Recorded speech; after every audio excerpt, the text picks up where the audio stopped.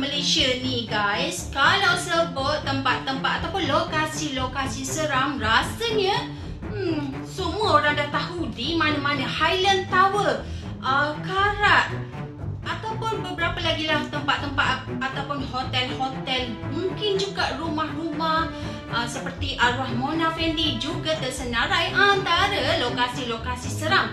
Tapi guys, surprisingly, ramai yang tak tahu ni. Rupa-rupanya banglo mewah milik Bidwanita Negara Allahyarham Datuk Sharifah Aini turut tersenarai sebagai banglo berhantu di Malaysia. Tak pernah orang bongkarkan cerita ni. Banglo Allahyarham Datuk Sharifah Aini ini terletak di Petaling Jaya yang boleh dikatakan sering menjadi idaman ramai. Banglo ini bernilai 8 juta ringgit Malaysia sudah pun dirobohkan kerana tapak perumahan tersebut bakal dijadikan projek pembinaan baru. Namun, sebelum dirobohkan, banglo yang memiliki 9 bilik tidur, 7 bilik air, dewan acara, 5 ruang tamu, kolam ikan, surau dan perpustakaan ini sebenarnya memiliki keseraman yang lain daripada banglo-banglo biasa. Hal ini dikatakan bahawa setiap ruang banglo itu tidak mempunyai secalik habut pun serta berbau wangi walaupun tiada penghuni di dalamnya.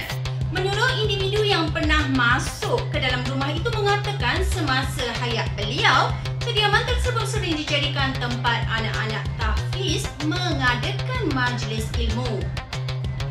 Bagaimanapun, kisah tentang banglo Allahyarham ini yang konon-kononnya berhantu memang popular. Dengan cerita seram seperti bunyi yang aneh, penampakan dan insiden tragis melibatkan penghuni lama. Namun banglo mewah 2 tingkat yang pernah menjadi kediaman itu telah pun dirobohkan dan pemilik baru pada tahun 2024 menjadikannya hanya tinggal kenangan. Cerita-cerita yang sering dikaitkan dengan banglo ini guys, ada satu cerita yang mengaitkannya dengan kejadian pembunuhan melibatkan satu keluarga yang pernah berhutang dengan jeti haram di mana ada yang mendakwa melihat lilin merah dan ritual aneh.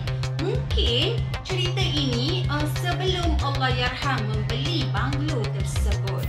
Bukan itu saja guys, pengunjung ataupun individu yang pernah masuk ke banglo itu melaporkan pernah mendengar bunyi pintu dan kerusi bergerak pada waktu malam serta bunyi guli jatuh di atas lantai yang dalam kepercayaan orang-orang Melayu sering dikaitkannya dengan kehadiran makhluk halus. Tak habis setakat itu guys, ada juga yang mendakwa pernah ternampak susuk tubuh misteri di dalam ataupun sekitar banglo mewah tersebut, menambahkan lagi aura seram. Bagaimanapun, banglo ini telah dirobohkan sepenuhnya pada pertengahan 2024 atas permintaan pemilik baru. Walaupun banglo fizikalnya sudah tiada, kisah-kisah seram dan misteri yang mengelilinginya masih kekal sebagai cerita popular dalam kalangan peminat Allahyarham Datuk Sharifah Aini.